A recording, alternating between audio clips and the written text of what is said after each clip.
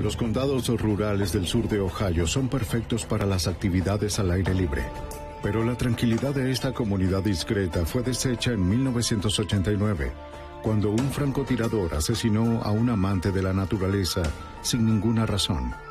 Fue solo el primero de una serie de asesinatos al azar. Oculto a lo lejos, tras un rifle de largo alcance, un hombre enloquecido estaba cazando a humanos a lo largo de las carreteras del condado de Ohio. La evidencia se acumula, no tiene sospechosos evidentes.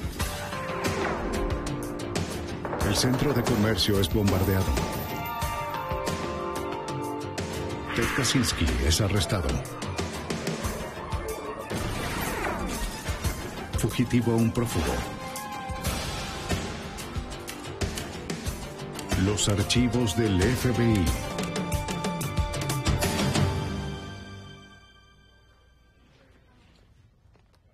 A comienzos de la primavera de 1989, un hombre acechó por los bosques y campos de la zona rural de Ohio. Era un cazador. Un rifle de largo alcance fue el arma de su elección. Pescadores y corredores fueron sus presas. El cazador iba lejos, atacaba al azar y no dejaba pistas. Era tan elusivo como letal. Los investigadores sabían que tenía que ser detenido, pero ninguno sabía cómo. Soy Jill Armstrong, exdirector del FBI en Nueva York. La mayoría de los asesinos tienen una conexión con sus víctimas y un motivo para su crimen, mas no un asesino serial. Sus víctimas son escogidas al azar para satisfacer su necesidad de matar. A menudo viven una vida ordinaria. Sus familiares y amigos ignoran sus pasiones homicidas. Pero los asesinos en serie crean perfiles, tan definidos como las huellas, y cuando se establece una conexión, es solo cuestión de tiempo para atraparlos. Presa humana. Los condados rurales del sur de Ohio son montañosos, rocosos y descubiertos. El lugar tranquilo para los mineros, obreros y agricultores. La clase de lugar donde las personas dejan sus casas sin cerrar y donde rara vez se oye de un crimen violento.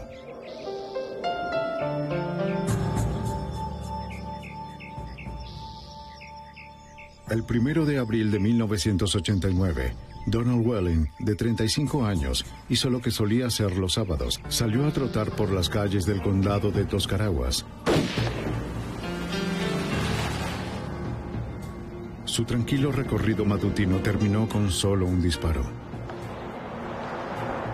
La bala del rifle destruyó el corazón de Welling, matándolo al instante. Las autoridades locales no pudieron encontrar ningún motivo y tampoco evidencia. El rifle jamás fue hallado.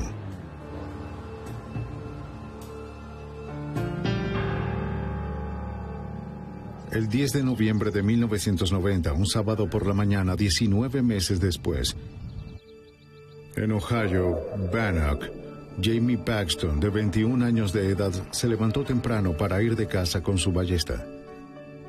Después de dejar su ballesta en el auto, dio un paseo a través de la hierba a un lado de la ruta estatal 9. Paxton estaba solo y desarmado. No se dio cuenta de la camioneta roja que se detuvo a corta distancia.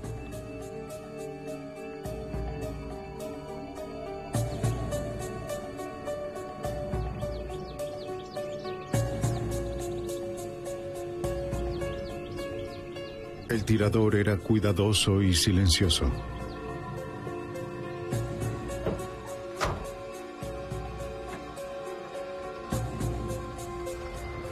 Jamie Paxton recibió 3 disparos con un rifle de largo alcance. No hubo testigos.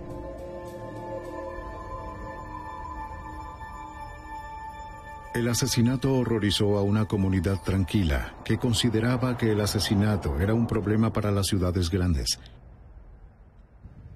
Los accidentes de caza no son comunes en el sur de Ohio, pero el alguacil del condado de Belmont, Tom McCord, supo de inmediato que este no lo había sido. Al ver más de una herida, supimos que no podía ser un accidente. Una muerte accidental de cacería solo se genera por un disparo. Además, vimos que era una herida de bala en vez de una flecha y No era temporada de armas. La jurisdicción del alguacil Tom McCord es grande en términos geográficos, pero la comunidad es muy unida. Ahí las personas trabajan duro y es como si se conocieran entre todos. Incluso McCord conocía a Jamie Paxton. Lo que no sabía era quién lo había asesinado. El hombre armado no dejó pistas. Revisamos el área en busca de cartuchos usados, huellas de neumáticos, cualquier cosa en esa zona de donde provenía el disparo. También revisamos el espacio alrededor del cuerpo en busca de los proyectiles que sin duda pasaron a través de él. Incluso usamos detectores de metales para buscarlos. En ese momento no encontramos nada. Habrás escuchado de que estuvo en la Marina. Es lo que se comenta. Luego de entrevistar a los amigos, familiares y conocidos de Jamie, no fueron capaces de encontrar a alguien con un motivo para matarlo. Todos en la zona conocían a Jamie Paxton. Incluso hasta el día de hoy no hay nadie que conociéramos que no le haya agradado al joven. El alguacil McCord, al parecer, tenía un asesinato al azar de un conocido joven sin ningún tipo de antecedentes. Uno que aparentemente no tenía solución, sin evidencia física y sin testigos. Ni siquiera una teoría creíble sobre lo sucedido. Y creo que eso es todo. Después de la muerte de su hijo, el dolor de Jim Paxton la impulsó a la acción. Comenzó a escribir cartas a un periódico local, el Martin Ferry Times Leader, con la intención de descubrir al asesino. Cada vez que me sentaba a escribir una carta, oraba y decía, por favor, Dios, solo dame las palabras para llegar a la persona que mató a mi querido hijo. Las cartas fueron severas y apasionadas. Para el asesino de mi hijo, Jamie, escribió, ¿sería más fácil para ti si escribiera palabras de odio? No puedo porque no siento odio. Siento un profundo pesar por la pérdida de mi hijo. Tomaste una luz de mi vida el pasado noviembre y me dejaste con muchos días de oscuridad. ¿Has pensado en tu propia muerte? Pues sucederá. A menos de que confieses tus pecados y pidas el perdón de Dios, enfrentarás el fuego y la furia del infierno en tu propia muerte. Si el asesino leía las cartas de Jim Paxton, estas no parecían afectarle. El 28 de noviembre de 1990, solo 18 días después del asesinato de Paxton, Kevin Loring, de 30 años, estaba de cacería en el condado de Muskegon, Ohio, a unos 64 kilómetros donde Jamie Paxton había sido asesinado. Mientras sus amigos terminaban de almorzar, Kevin decidió adelantarse.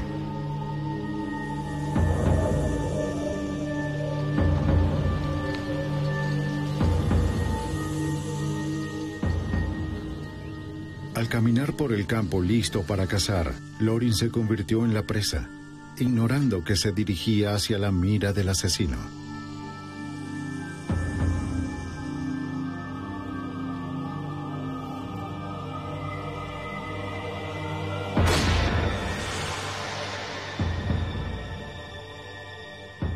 Loring fue asesinado de un solo disparo en la cabeza.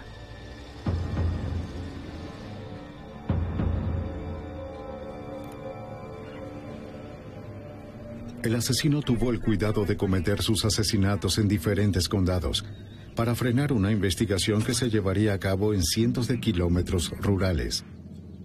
El resultado: los investigadores en el condado de Muskegon no estaban al tanto de las otras víctimas del francotirador en los condados cercanos. Concluyeron que la muerte de Loring tal vez había sido un accidente de caza. Jim Paxton nunca se rindió. Siguió escribiendo durante 1991, decidida a hacer aparecer al asesino de Jamie. Siempre sentí que sí podía hacer llegar mis cartas a las manos de la persona que mató a mi hijo. Pensé que podría conseguir que me dieran una respuesta. Y resultó que estuvo en lo cierto. Soy el asesino de Jamie Paxton, decía la carta. Jamie Paxton era un completo extraño para mí. Nunca lo había visto en mi vida. y nunca me dijo una palabra aquel sábado. Asesiné a Paxton por un impulso irresistible que se ha apoderado de mi vida. Supe al salir de mi casa aquel día que alguien moriría por mi mano. No sabía quién o en dónde. Luzco como los demás, con una familia, un trabajo y un hogar como usted. Algo en mi mente hace que me convierta en un asesino despiadado sin conciencia. La carta llegó al Martin Ferris Times Leader unos días antes del primer aniversario de la muerte de Jamie. La carta describía el asesinato de Paxton de manera espeluznante. Me encontraba muy ebrio y una voz en mi cabeza me decía, hazlo. Detuve mi auto detrás del de Jamie y me bajé.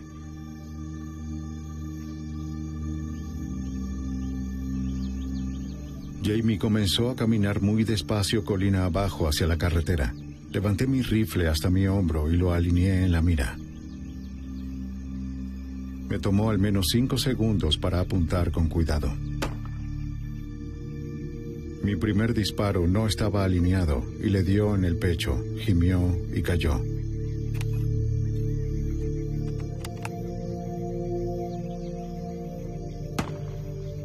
Quería asegurarme de que estuviera muerto, así que le disparé la segunda vez entre su cadera y el hombro mientras estaba boca abajo contra el suelo. Tiré del gatillo y le di en la rodilla. No volvió a moverse.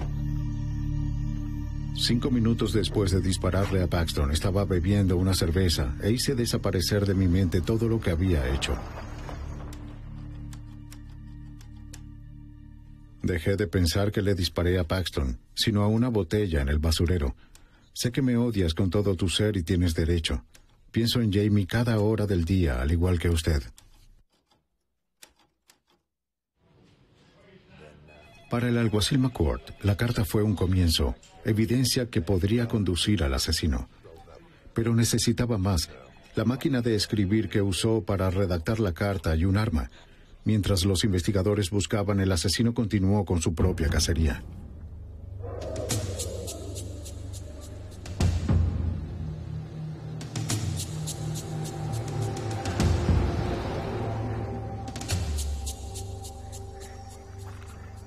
Sábado 14 de marzo de 1992. Claude Hawkins termina su turno de medianoche en la compañía de Pittsburgh Plate and Glass al amanecer. Era un buen momento para pescar y Hawkins fue a un lugar preferido en el río, a un lado de la represa de Creeks.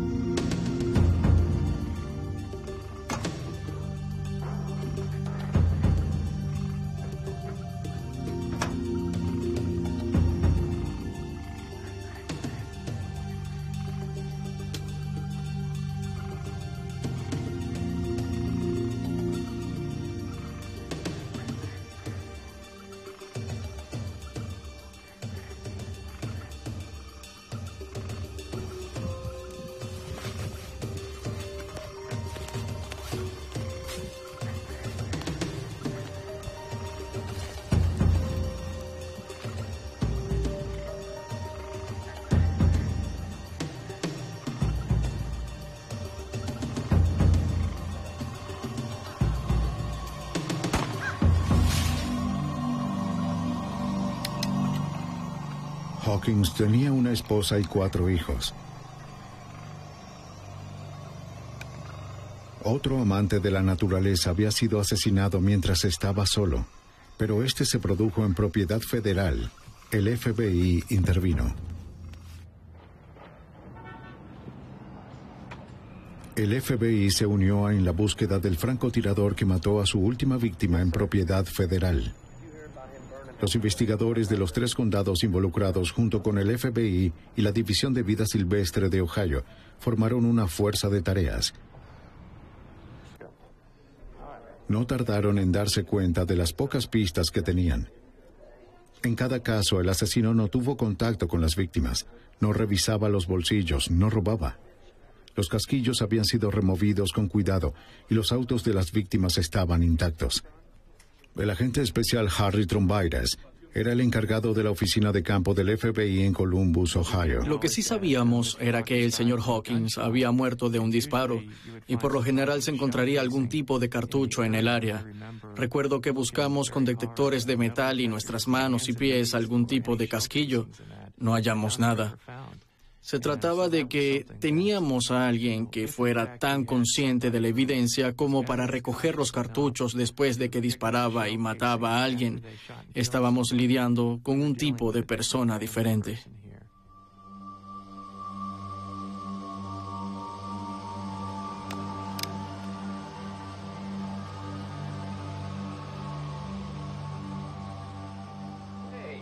Hola, ¿cómo están? Hola, ¿cómo están? ¿Cómo están? Saludos, ¿qué tal? La Fuerza de Tareas Multijurisdiccional del FBI concluyó que la muerte de Kevin Loring, declarada accidental, se trataba de un homicidio. Señores, tenemos un problema. Muy bien, lo que tengo aquí es... Al analizar los 4 asesinatos, el equipo de investigación notó muchas cosas en común. Amantes de la naturaleza, cazadores, pescadores o corredores, solos en un entorno rural, todos asesinados con un rifle de largo alcance. Todos los asesinatos, excepto uno, ocurrieron un fin de semana, y el asesino fue muy cuidadoso para no dejar evidencia. Se hizo más que evidente que una sola persona era el responsable.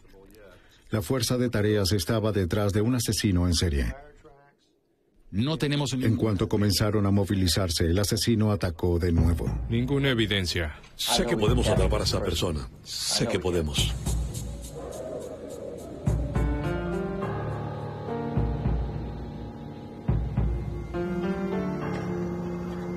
Diez días después de la reunión de la Fuerza de Tareas, el 5 de abril de 1992, el trabajador siderúrgico Gary Bradley, de 44 años, salió de su hogar en la cercana Virginia Occidental para ir a pescar en el condado de Noble.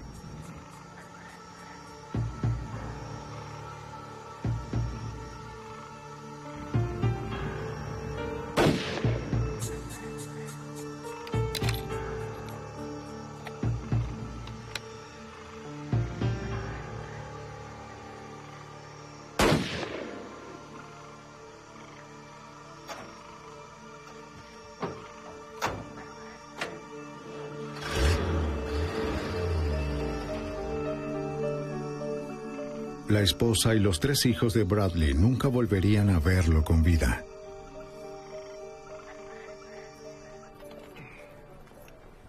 Hola, Dane. La Fuerza de Tareas tenía otro asesinato.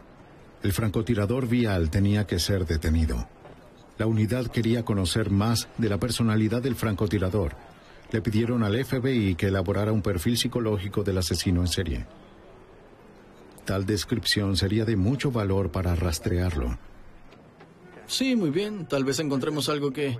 El mayor Dane Shariak, de la oficina del alguacil del condado de Coshocton, dirigió la Fuerza de Tareas. Después de haber determinado la posibilidad de que estos hechos estuvieran relacionados, el FBI de Columbia organizó una reunión para que la unidad de análisis de conducta viniera al estado y tuviera una conversación con los 5 investigadores de los 5 condados acerca de estos homicidios.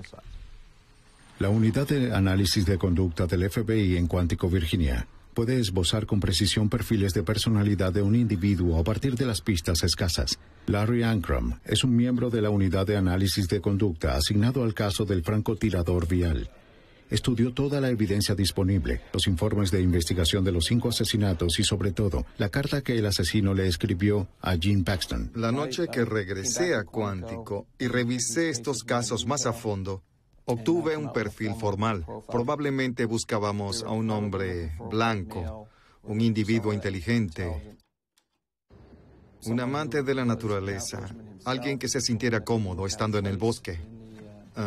Una persona que tal vez estaba reaccionando a algún evento significativo en su vida que no estaba saliendo bien en ese momento.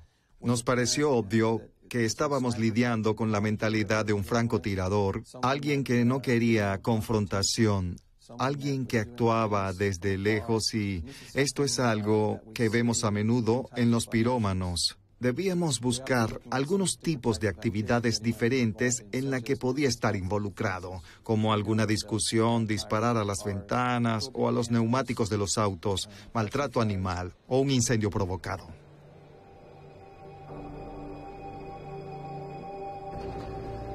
Ankrum creía que la violencia estaba siendo provocada por el estrés y alimentada por el alcohol.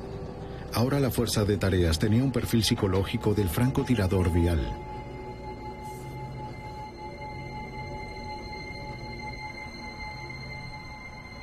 Y tenían su carta.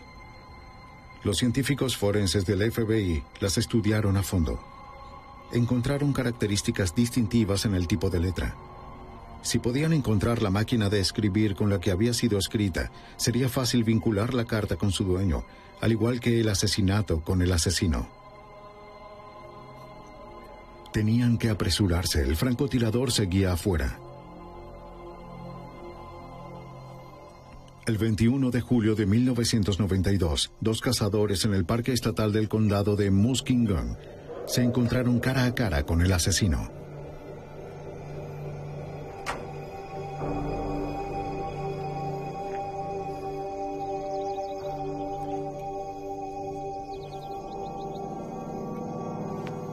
Mientras se movían entre los arbustos, uno de ellos notó algo aterrador. Una figura cercana con un arma apuntó directamente hacia ellos. ¿Qué estás haciendo?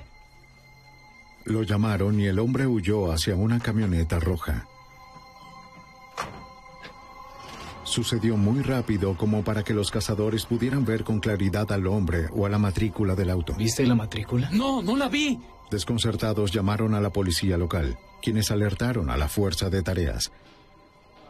Necesito que pongan todo esto en orden. Durante 1992, desesperados por atrapar a un hombre que seguía listo para matar, la fuerza de tareas investigó y descartó a más de 100 sospechosos. En agosto de 1992, después de 3 años, la investigación había llegado a un callejón sin salida. La unidad estaba desesperada por obtener información y decidió hacerlo público. La opinión de la fuerza de tareas sobre los homicidios es que... Realizaron una conferencia de prensa y emitieron un comunicado del FBI donde detallaban el perfil del hombre al que buscaban, para pedirle a cualquiera que presentara la información que tuvieran. El FBI emitió un comunicado y fue masivo de una vez y llamó la atención de todos. Las noticias de las 6, todos estaban mostrando este caso. Los teléfonos empezaron a sonar al instante. Wilson. Una de esas llamadas, recibidas en la sede de la Fuerza de Tareas el 26 de agosto de 1992, les dio una pista. La persona que llamó se llamaba Richard Fry. Dijo que pensaba que la Fuerza de Tareas debía averiguar sobre Thomas Dillon, un amigo de la secundaria. L-O-N. Los investigadores tenían un nombre y a alguien dispuesto a hablar. Un miembro de la Fuerza de Tareas se reunió con Richard Fry en una parada en la Ruta 77. Fui a la secundaria con él, crecimos juntos. Allí Fry le habló sobre su viejo amigo, Tom Dillon.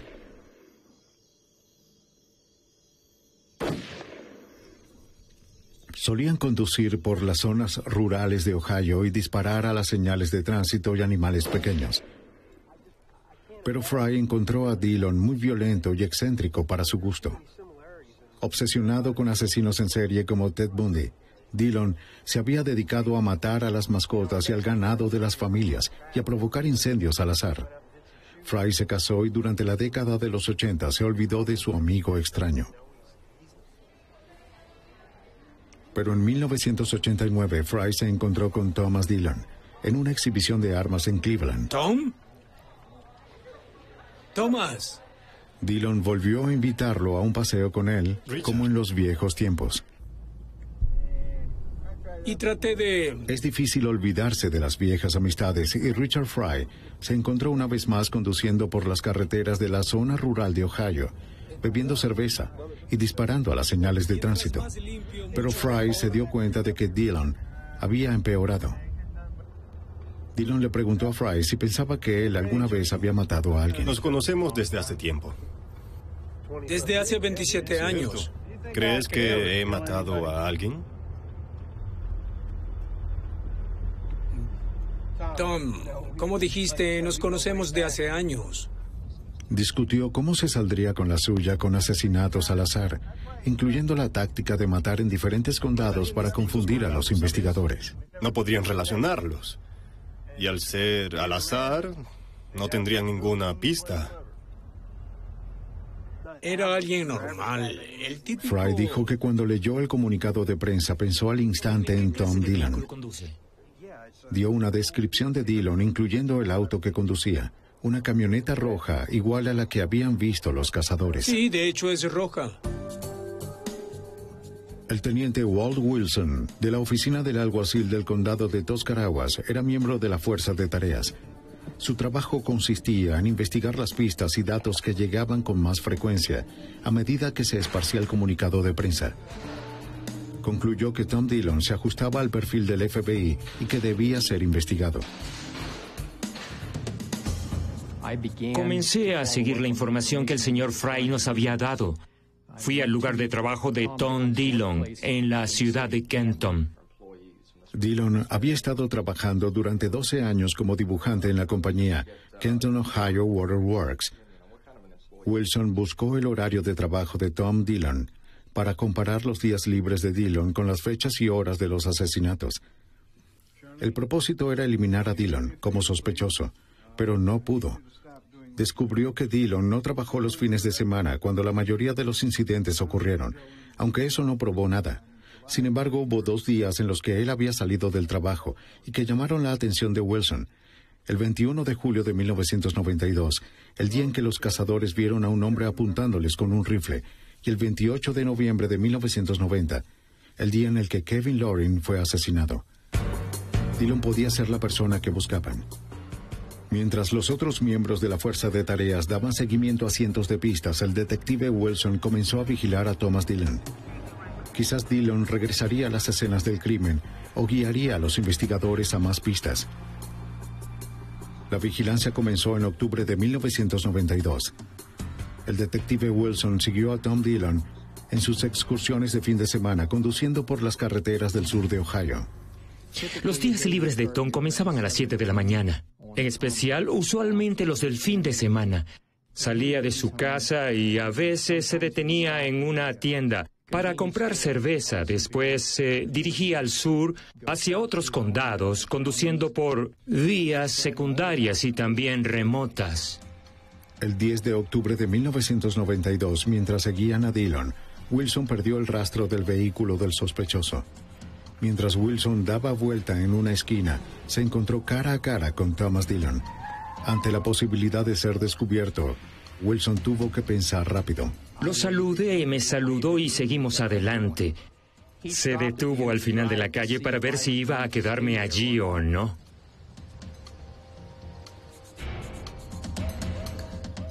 Wilson no podía arriesgarse a ser identificado. Dejó que Dillon se marchara.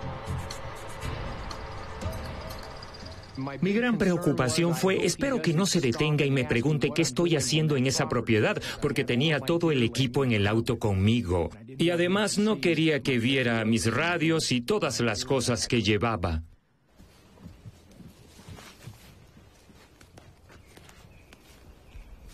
Unos días después, Larry Oler, de Barnhill, Ohio, estaba cazando a unos 130 metros de una carretera en el condado de Tuscarawas.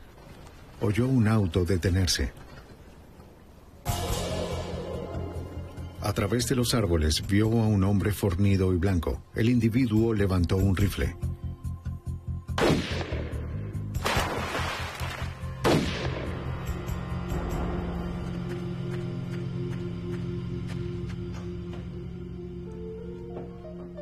Oler salió ileso y observó con terror mientras la camioneta se alejaba.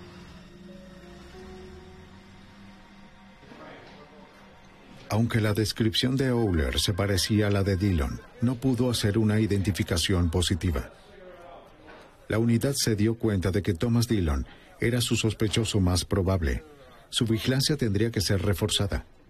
Durante octubre y noviembre de 1992, el FBI coordinó una gran operación de vigilancia aérea y terrestre. Observaron a Dillon disparando a señales de tránsito y rompiendo ventanas de autos con rocas, el tipo de vandalismo descrito en el perfil del FBI. Pero si arrestaban a Dillon por vandalismo, podrían no reunir la evidencia necesaria para arrestarlo por los asesinatos. Es difícil seguir a alguien en una carretera despejada en plena luz del día. Había mucho en juego.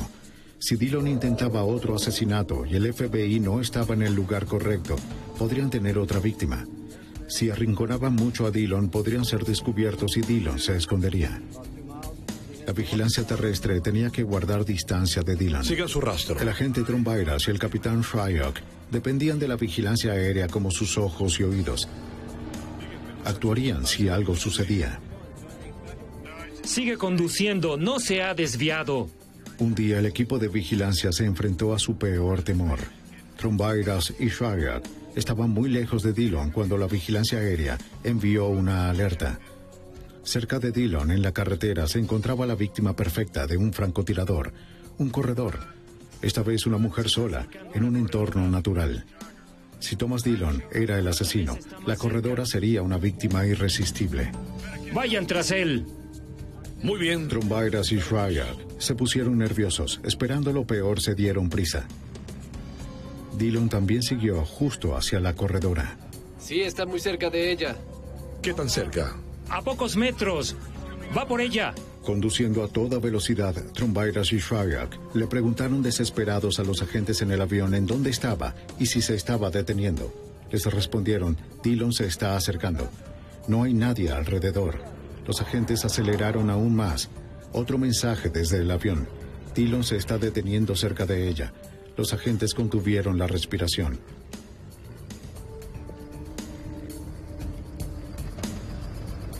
Solo siguió de largo.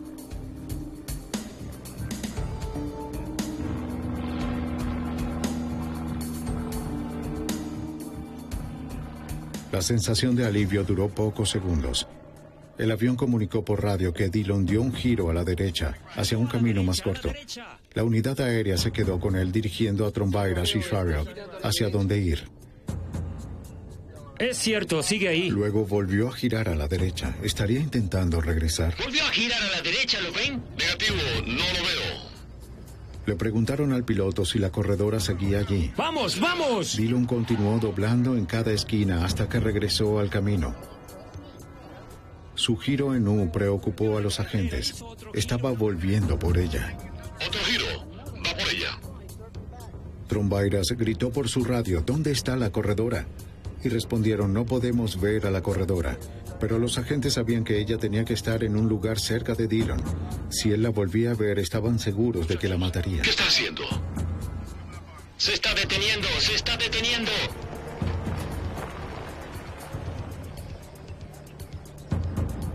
La unidad aérea reportó que Dillon detuvo su auto y se bajó. Tenía algo brillante en sus manos. ¿La mataría delante de ellos? No se podía ver a la corredora desde el aire, pero eso no significaba que no estuviera allí. ¿Qué está haciendo? Los agentes en el auto oyeron disparos y temieron que Dillon hubiera atacado de nuevo mientras lo vigilaban. Pero el avión informó por radio que Dillon estaba disparando a una señal de alto. La corredora se había salido del camino. Estaba a salvo sin saber de su encuentro cercano con Thomas Dillon. Eso creo. El juego del gato y el ratón comenzó a agotar a los miembros de la fuerza de tareas. Había mucha presión. Nos preguntábamos si este sujeto saldría a matar a alguien y no seríamos capaces de detenerlo. Y sabíamos de la probabilidad de que él fuera el responsable. Uno trabaja de 14 a 16 horas diarias viviendo en un auto, bebiendo exceso de café y comiendo mal. Es abrumador, mucha tensión. Pero la red siguió cerrándose en torno al sospechoso. El asesino en su carta enviada al periódico había admitido su preocupación por la muerte de Paxton y de haber visitado su tumba. Los investigadores revisaron el video de la tumba de Jamie Paxton grabado el 10 de noviembre de 1991, el primer aniversario de su muerte. Mucha gente presentó sus respetos aquel día, Pero la curiosidad, más que el respeto, fue la agenda de un visitante fotografiado, Thomas Dillon. Los investigadores reconocieron de inmediato al hombre que habían estado siguiendo. Sin duda, él era el francotirador, pero para conseguir su condena necesitaban evidencia sólida para incriminarlo.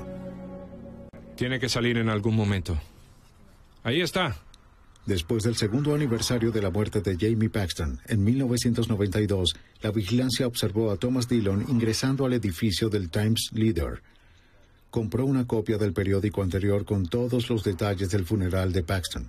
El FBI tenía evidencia circunstancial sólida sobre Thomas Dillon, pero carecían de evidencia física como una bala, una pistola o una máquina de escribir para vincularlo a solo una de las víctimas.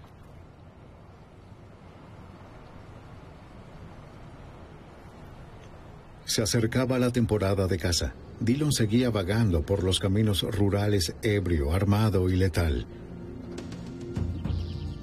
Las comunidades del sur de Ohio habían sido aterrorizadas durante 3 años. La gente temía salir de sus hogares, pero trataban de llevar una vida normal. Tenían que sacar a Dillon de las calles. La fuerza de tareas sabía que Dillon había tenido problemas en el pasado por posesión ilegal de un silenciador y tenía prohibidas las armas de fuego, una estipulación que violó claramente durante sus actos de vandalismo. No había otra opción para la fuerza de tareas. Tenían que arrestar a Thomas Dillon antes de que asesinara de nuevo. Pero el plan no era solo arrestarlo por posesión de armas, sino convencerlo de que fue atrapado en el acto y hacerlo confesar sus asesinatos. Al carecer de evidencia balística y tener solo un cargo menor por posesión de armas contra Dillon, el FBI necesitaba con urgencia obtener una confesión. Trombairas tenía un plan. Ya que sabíamos cuál era su rutina a través de la vigilancia y que después de dejar su residencia estaría en el supermercado al que va todos los días antes de irse y que luego conduciría alrededor de 600 kilómetros, trataríamos de estar cerca del supermercado. Había un edificio de oficinas ubicado justo al frente que ocupamos. Nos quedamos en el sótano. Lo que el detective Wilson y yo hicimos fue bajar al sótano del mismo, donde íbamos a hacer la entrevista, y allí colocamos a lo largo de las paredes de la habitación los mapas de todas las áreas por las que Dillon condujo, fotografías de las escenas del crimen, artículos de periódicos. Queríamos que ese entorno fuera irresistible para él. Luego, cuadro por cuadro, vamos a mostrarle cada una de las evidencias para ver qué reacción conseguimos. Tenemos refuerzos. Sería abrumador y lo pondría en un estado para poder sentarnos, entrevistarlo y obtener una confesión. El 27 de noviembre de 1992, el plan entró en marcha. Ahora todo el caso dependía de conseguir una confesión. La idea era que cuando saliera del supermercado lo íbamos a interceptar, nos identificaríamos y le pediríamos que nos acompañara voluntariamente a esta sala, en donde queríamos compartir información con él y mostrarle algunas cosas que sabíamos que le interesarían. Si Dillon se negaba, Trombairas levantaría su mano derecha para darles la señal a los agentes de la ATF, quienes son los responsables de realizar arrestos en casos de armas para esposar a Dillon. Puedo recordar su reacción, es decir, su mandíbula se abrió por unos 5 segundos y luego se compuso y dijo: "Quiero hablar con mi abogado primero". Esa fue la señal. Trombairas dio la señal y los agentes de la ATF intervinieron y arrestaron a Thomas Dillon. Dillon no se percató, pero fue una derrota amarga para el FBI. Trombairas pensó que había fallado. A pesar de toda la evidencia que había reunido, a pesar de su certeza de que tenían al francotirador vial, temía que alguien que había asesinado 5 veces fuera liberado en poco tiempo por un cargo menor de armas. En el momento del arresto de Dillon, otros miembros de la Fuerza de Tareas estaban ejecutando una orden de allanamiento en la casa de Dillon. Al fin el FBI sintió que encontrarían la evidencia física que tanto necesitaban para vincularlo de una vez por todas con los asesinatos. Pero no fue así. Para su sorpresa, los investigadores no encontraron nada para incriminarlo, salvo algunos mapas con lugares marcados con incendios y sitios vandalizados. Dillon se rehusaba a hablar. Lo estaban reteniendo, pero no había nada que pudieran hacer. Ya todo se había acabado, hasta que dijo que quería hablar con su abogado. Por lo que regresamos al restaurante y bebimos una taza de café y de repente nos dijo que quería hablar con nosotros. Así que Walt y yo nos subimos a nuestro auto y llamamos a la cárcel del condado de Stark. Trombayras y Wilson confrontaron a Dillon con una evidencia tras otra, fotografías, cintas de videos, recortes de periódicos mostrando su relación con los asesinatos. Sacaría una evidencia a la vez y se la mostraría. Y como lo habíamos sospechado, estaba muy interesado en la información que teníamos. Las imágenes de la vigilancia, las fotos de la escena del crimen, los disparos a los animales que encontramos a lo largo de las carreteras y eso. Se podía notar que él estaba fascinado con eso. Fascinado, pero sin hablar, Dillon dijo que no serviría de nada admitirlo ahora. Otro callejón sin salida para el FBI. El abogado de Dillon argumentaba que se le debía perdonar la cárcel por el cargo de armas. Ahora, a menos de que surgiera algo, Thomas Dillon tendría que ser liberado. Muchas gracias a los medios de comunicación por haber venido hoy. Ahora la unidad especial estaba luchando contra el reloj. Desesperados por evidencia física, realizaron otra conferencia de prensa recurriendo al público por cualquier información sobre armas que pudieran haber comprado o vendido a Thomas Dillon. Mientras tanto, el miembro de la Fuerza de Tareas, Jerry Wade, de la División de Vida Silvestre de Ohio, estaba siguiendo una pista.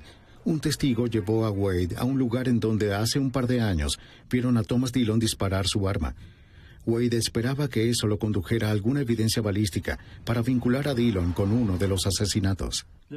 Esta persona nos hizo notar que había visto a Thomas Lee Dillon dispararle a este ciervo con un rifle y pensó que este podría ser uno de los que usó. Y si podíamos encontrar alguna evidencia física, por ejemplo los casquillos, y hacerlos coincidir con el arma homicida, vincularíamos ese rifle con Thomas Lee Dillon antes de los asesinatos, lo que nos daría un caso mucho más fuerte, ya que él poseía el arma antes de los asesinatos. Las posibilidades de encontrar los casquillos pequeños en un área tan amplia eran escasas y habían pasado 2 años desde que el rifle había sido disparado. Con determinación y paciencia, Wade revisó cada centímetro del campo, en donde el testigo anónimo le dijo que vio a Dillon dispararle al ciervo. Partiendo desde el árbol descrito por el testigo, Wade revisó el área caminando en círculos usando su mano y la ayuda de un detector de metales, indicando con cuidado el territorio.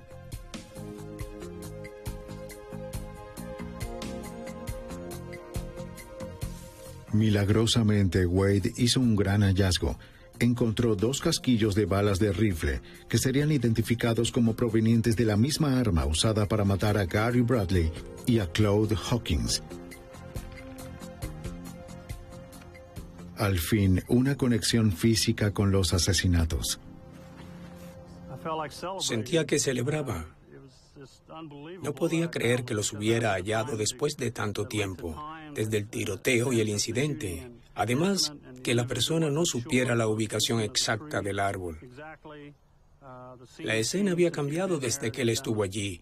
Eliminaron una hilera de vallas del área. Me sentí muy afortunado de encontrarlos y sentí que era el momento de celebrar. Es como si me hubieran dado un regalo. Mientras tanto, la publicidad de la conferencia de prensa pidiendo ayuda al público estaba a punto de dar resultado.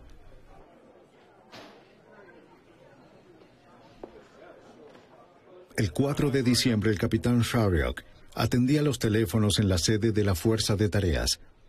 Un hombre llamado Al Cope estaba al teléfono. Dijo que le había comprado un arma a alguien que podía haber sido Thomas Dillon en una exhibición de armas la primavera pasada. La fecha, el 5 de abril, el mismo día en que Gary Bradley fue asesinado.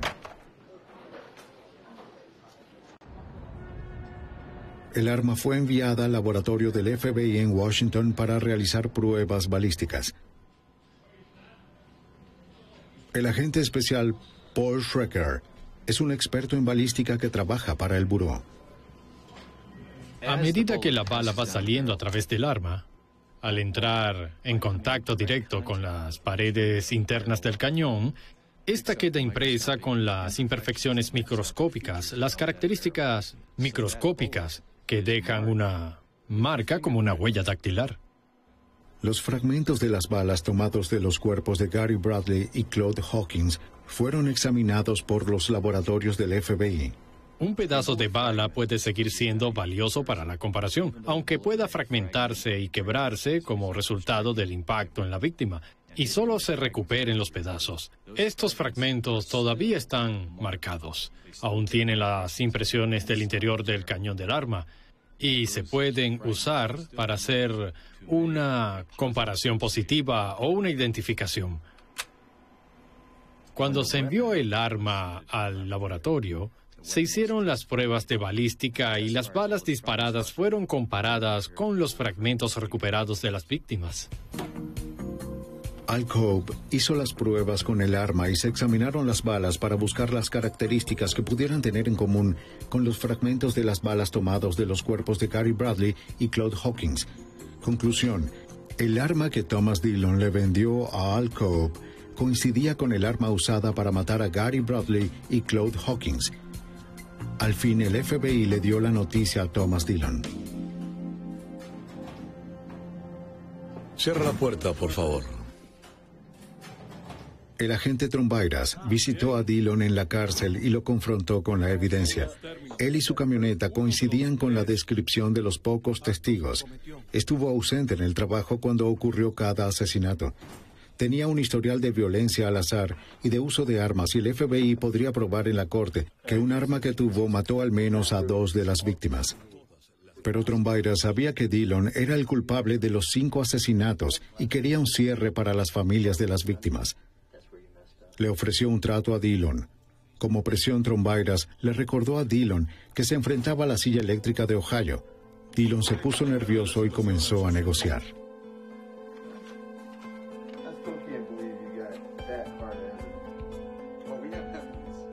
Thomas Dillon se reunió con los fiscales en junio de 1993. Acordó admitir los 5 asesinatos si la pena de muerte se descartaba como posible sentencia.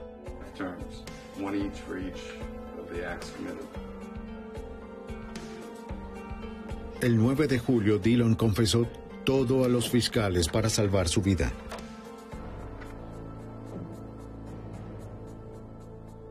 El 12 de julio de 1993, Thomas Dillon entró sonriente a la corte del condado de Noble para hacer su declaración. En este momento, señor Dillon, ¿cómo se declara en la primera acusación en el caso número 93R4 que implica la muerte de... el cargo de homicidio agravado relacionado con la muerte de Gary Bradley? ¿Cómo se declara? Culpable. Con las familias de las víctimas observando, Dillon confesó haber asesinado a Donald Welling, Kevin Lauren, Claude Hawkins, Gary Bradley y Jamie Paxton. Seguía sonriendo y sin arrepentirse cuando salió de la corte.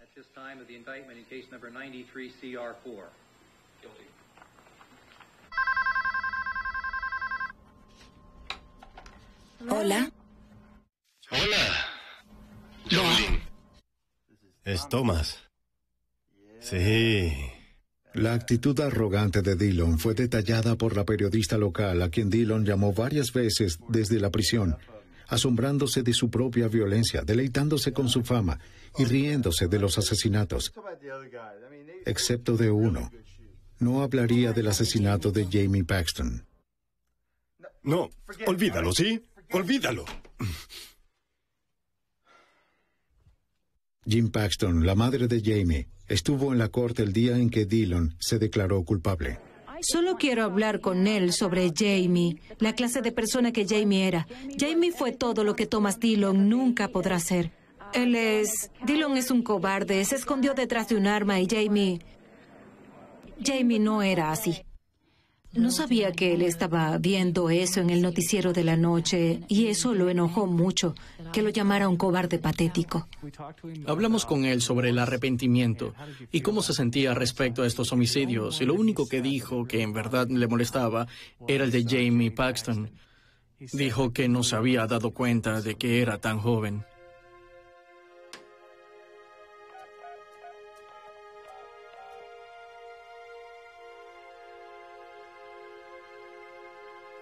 Hola, señora Paxton.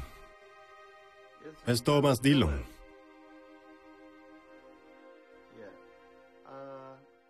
Esa noche, cuando contesté el teléfono, fue como si alguien me llamara para venderme algo. Él dijo, señora Paxton, soy Tom Dillon. Fue lo que pude comprender, el tono de su voz, la manera en la que habló, aún se mostraba arrogante. De verdad hirió mis sentimientos esta tarde cuando me llamó cobarde. Dillon le dijo a Jim Paxton que cuando lo llamó cobarde había herido sus sentimientos. Pienso que no obtuvo lo que él esperaba de mí. Creo que Thomas Dillon podría haber manejado el llanto, los gritos, los sobrenombres, las maldiciones, todas esas cosas. Creo que él podía manejarlo, pero yo no me reduje a ese nivel. Le hablé como madre y pude comprender todo lo que le había pasado a Thomas Dillon. Bueno, lo entiendo. Sí. Después de 3 años, Jim Paxton se sintió reivindicada. Me sentí realmente bien. Salí de la casa por la puerta del frente y por primera vez en 3 años sentí que era libre. Me liberé de Thomas Dillon. Sentí que lo había derrotado con palabras y lo hice todo por Jamie.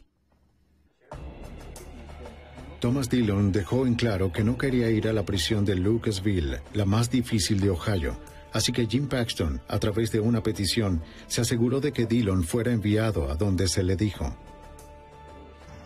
En agosto de 1993, Jim Paxton ganó un acuerdo de fallecimiento de $25 millones en contra de cualquier dinero que Dillon pudiera ganar en el futuro. La esposa de Dillon había estado tratando de vender su historia a Hollywood. Paxton y el senador estatal Bob Nye aprobaron la cláusula Paxton, que prohíbe que los asesinos o sus familiares se beneficien del crimen. Thomas Dillon permanece en la prisión de Lucasville. Podría salir en libertad condicional en 165 años.